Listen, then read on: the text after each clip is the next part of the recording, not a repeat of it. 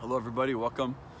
I'd like to start with a couple excerpts from the gospel from yesterday, just to kind of get us started and add some context.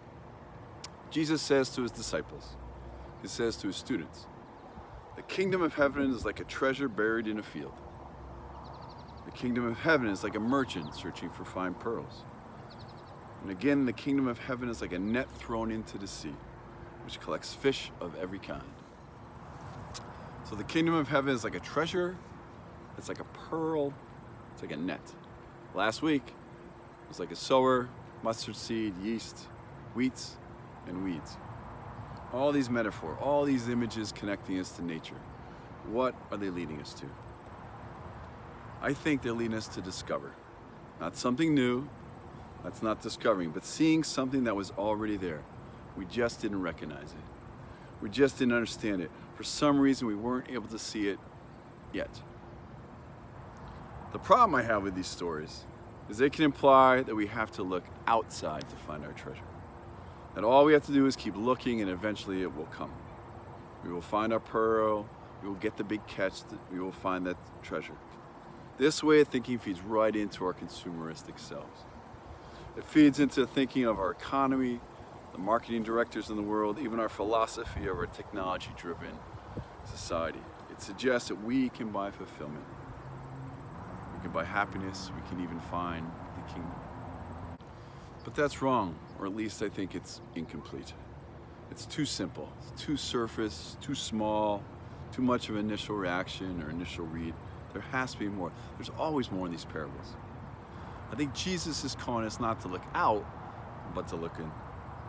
Looking out is an ego move. Looking to blame outside forces for my problems. I just haven't found my treasure or gotten that big catch yet. This perspective allows me to avoid.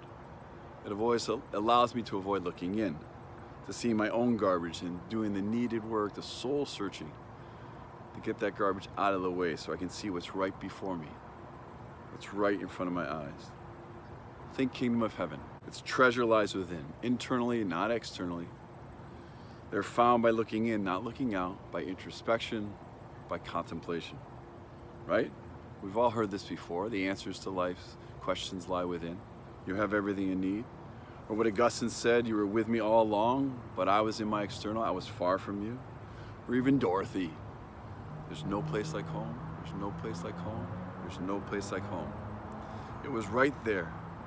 True, sometimes we gotta go out. We gotta make our way, we gotta make our mistakes. We have to wake up and come to our senses. That's what Dorothy did. That's what the prodigal son did. But to discover what Jesus is hinting at, we need to remember the parable's point. To begin small, to do kingdom work through the seeds of faith from the inside out. Think about the pearl and how it's created, how it's formed. It starts with a simple grain of sand. And then over time, 5-6 years at least, from what I understand, the oyster or the mussel, through its natural secretion, add layers upon layers to this grain of sand until something beautiful happens. Slowly and surely, the kingdom is created.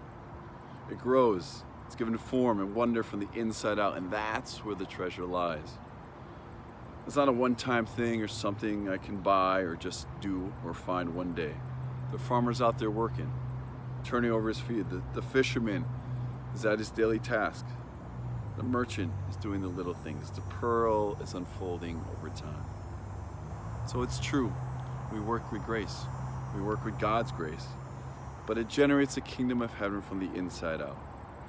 And when we come to this awareness, when we wake up to this truth, when we discover it, we hold on to it, we embrace it, we cherish it, and it grows. So perhaps that's what Jesus and the church is calling us to this week, to discover the treasure that lies within, the pearl that's growing and lies within.